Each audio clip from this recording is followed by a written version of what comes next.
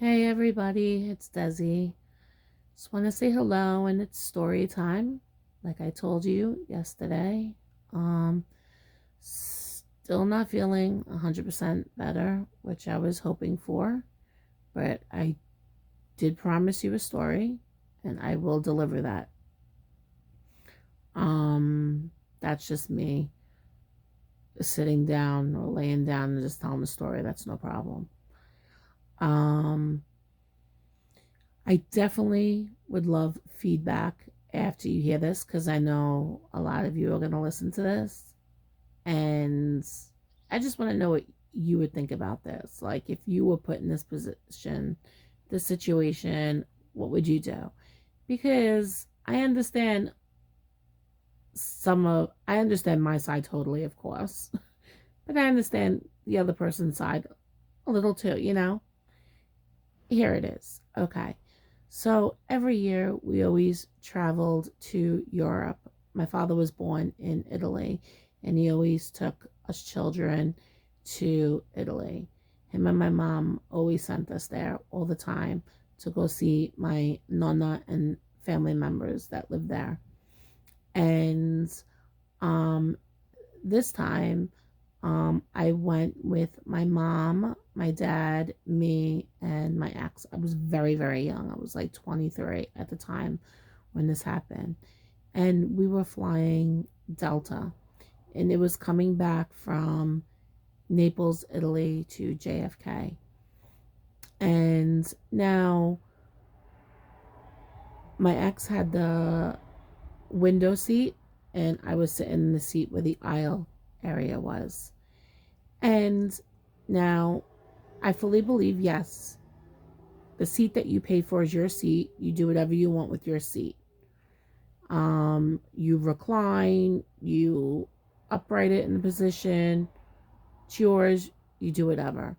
But I also believe that be kind and think of others too with certain situations. Meaning, during food time, put your seat in the upright position when you're eating, and make sure the people in back of you, they're eating because they're tray and they're comfortable, to let them eat.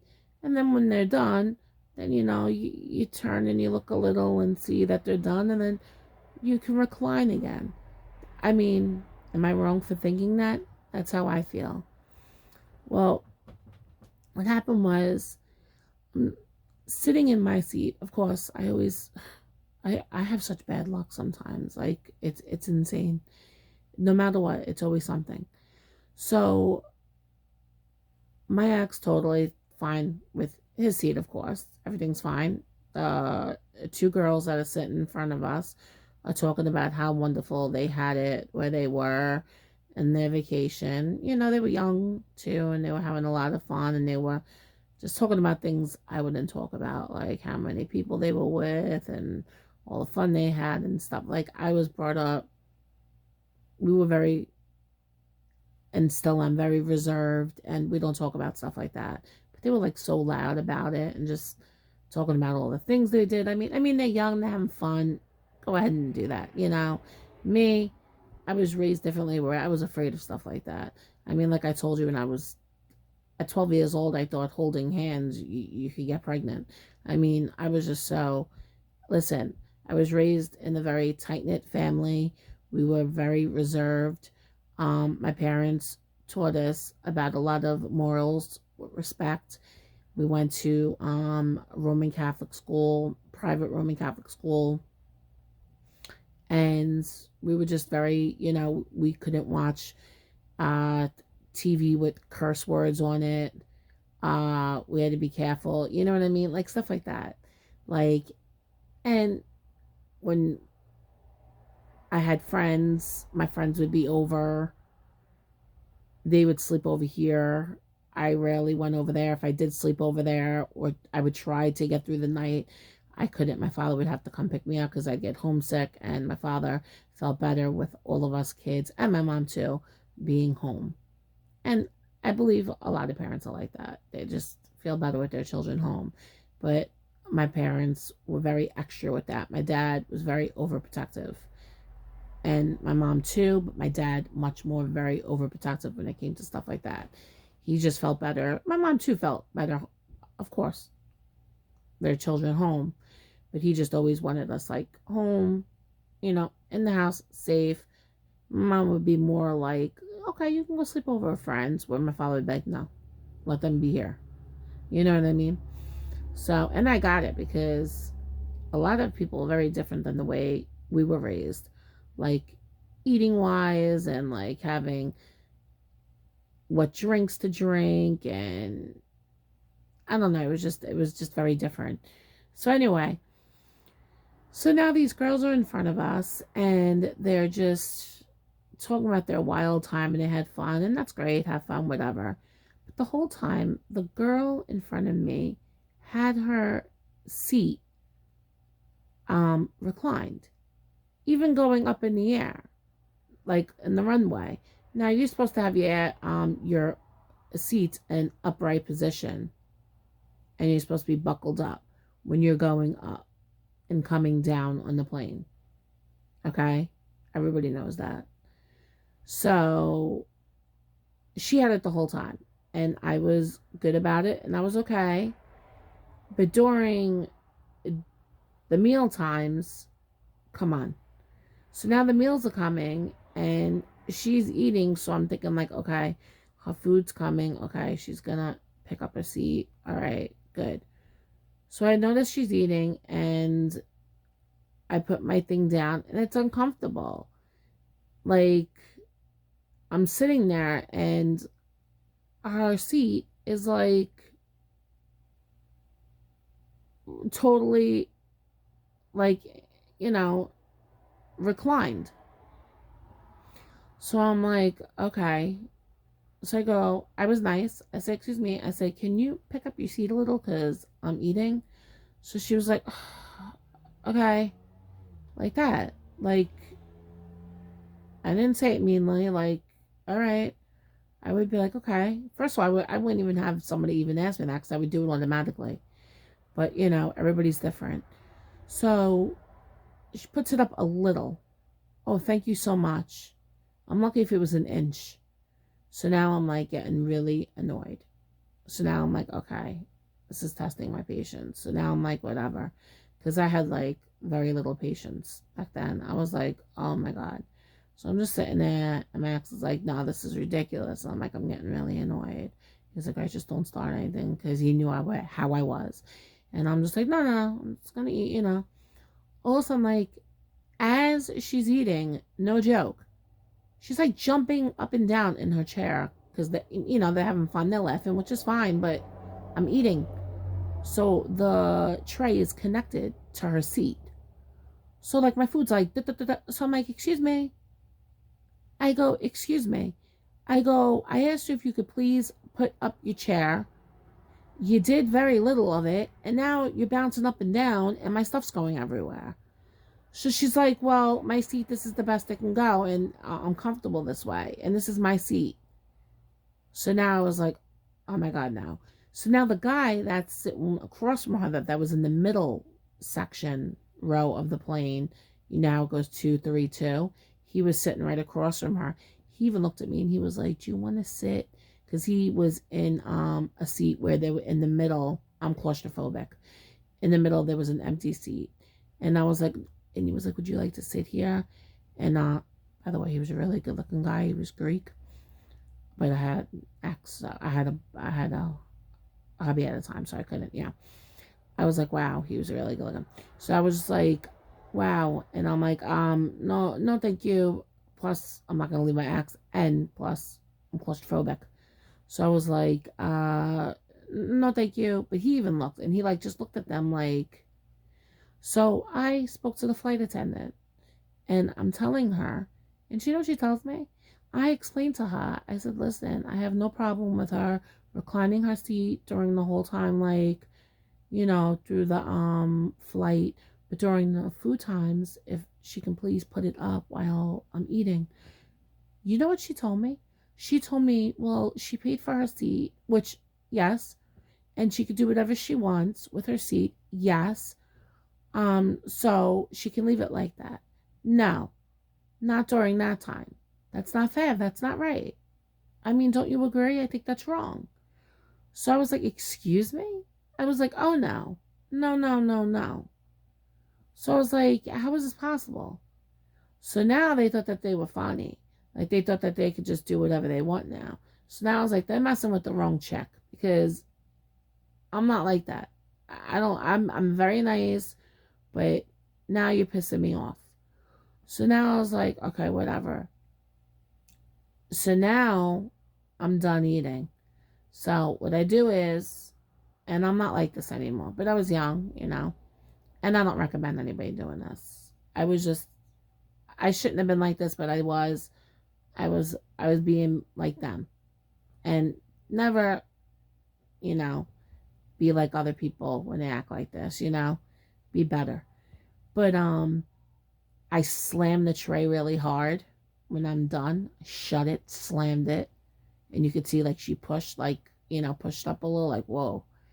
And then I got up saying I had to go use the bathroom, and I made sure I got a piece of her hair, like where her hair was, and I literally like picked myself up and like twisted a little. And she was like, ow, ow. And I was like, oh, I'm sorry. I was like, well, maybe if you moved your seat up, that wouldn't have happened. So after that, she knew, like, move the seat up. So I heard her go like, my God, that girl, ow, she like literally almost ripped my hair out of my head. So I said, well, maybe if you had the seat up. So she complained. So another flight attendant came, and it was a guy this time, and he explained, he said, well, during meals, you keep your seat up. Thank you. But meanwhile, the food stuff was already done, and she understood afterwards because I wasn't taking any more crap. But I mean, come on. Like, why do that? Like, that's so rude.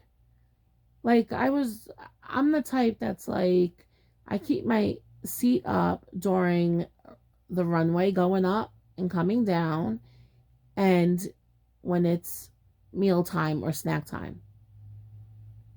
And then I put it down, but I always check before, and this is what I do. And I always check before and back of me, and I ask, like, sir or ma'am or whoever, I'm going to, recline my seat. And then, like, and I let them know. And then, you know what I mean? Like, it's just common courtesy, I feel. I'm not saying everybody has to do stuff like that, but, like, just, like, common sense. Like, come on. Just because you paid for your seat doesn't mean you can make other people miserable. It was like misery. Just to eat your dinner and your meals on the thing. Like, come on. And I think it was wrong how the flight attendant handled it, the first one. But the second one, it was too late. But that's my fault because I waited till the end. But I heard her with that. And I felt good at the time. But, like, I feel bad now. But whatever. It happened. And she needed to be taught. Like, don't do that. Because she knew after that not to do it. Because she apologized afterwards. So this is what happened. So after that, I got out, went to the bathroom, and then came back. And then, we had one last meal coming, and it was just like I think it was breakfast. Was it breakfast? Yeah, it was breakfast. And so we had it, and it was quick or whatever, and she actually put her seat up, and I was the better person, and I just looked and I said, thank you, I appreciate it. And she was like, oh, no, no problem. But like rudish, kind of like, no problem. Because I guess she knew better, like, enough. Because after I slammed the tray, oh, and I put my knees up too, a couple of times just to give a little nudge, like kick in the back kind of thing. I was really like, come on. So the moral of the story is, have like compassion and like think of other people too. I understand, like, you paid, it's your seat, but just because you paid for your seat doesn't mean that you could do certain things that I just told you. You know what I mean? Do you people agree and don't agree with me? Like, am I wrong? because I think I'm right.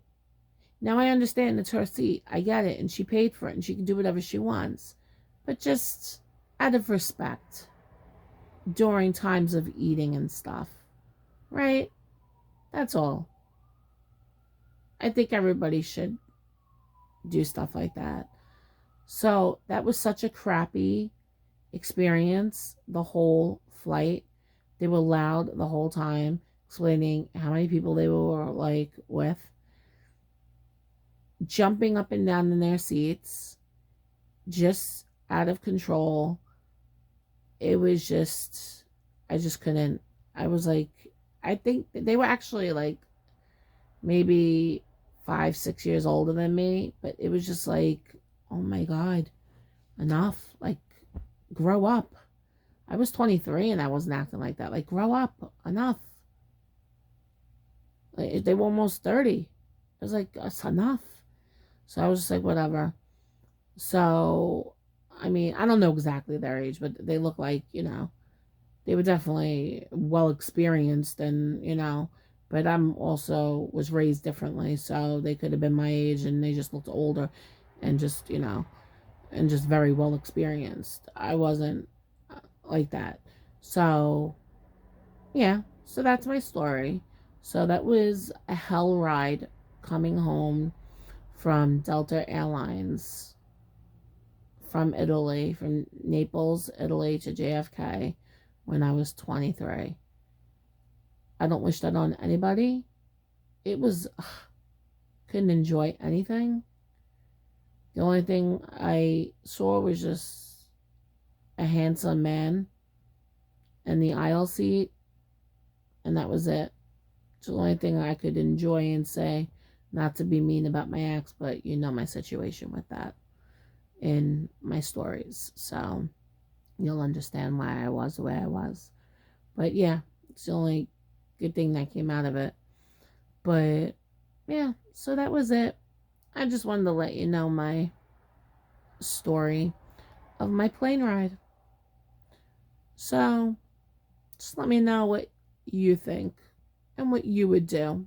And if you ever experienced it, because a lot of you probably have. And the seats are already not so comfortable as is. And then you do that, come on. You know what I mean? So yeah. All right, everybody. So that was my story. I just wanted to let you know. And tomorrow I will be making the meatballs and spaghetti. So yeah, just trying to get better. Just trying to feel better. Okay. So Desi is here, and God bless.